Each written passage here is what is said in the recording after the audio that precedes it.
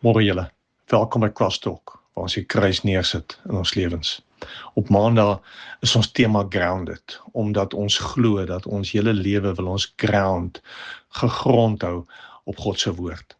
Gister in Londen het ons gesels oor Thomas, en as ons aan Thomas dan kan dink ons aan Thomas wat twyfel. Doubting Thomas, twyfelende Thomas, en ons sê so baie keer, ons moenie soos Thomas wees nie, ons moenie twyfel nie, maar ons almal twyfel. Ons moet nou nie vir een oomblik voorgee dat ons almal die uitgewerkte, vaste geloof het, waar ons nooit twyfel en nooit vra, nooit wonder, en nooit met ons delps wil wegstap, wegloop, ongelukkig is nie. Ons moet nooit voorgee asof ons alles verstaan en klaar uitgewerk het nie.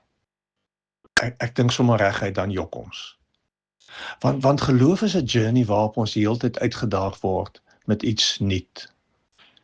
Waar ons die hele tyd moet vra, maar Here, wat wil U hier doen? Wat wil U nou in hierdie situasie met my lewe kom doen? Here, hoe moet ek hier optree? Here, wat verwag U hier van my? Here, wat wil U woord vir my in hierdie nuwe situasie leer? Een van ons was al op hierdie pad wat ons loop nie. Niemand van ons weet wat gebeur môre nie. En daarom moet ons met eerlikheid en met integriteit kan sê, Here, ons wonder ook, ons is ook partykeer onseker. Ons wil ook soos Thomas kom en sien.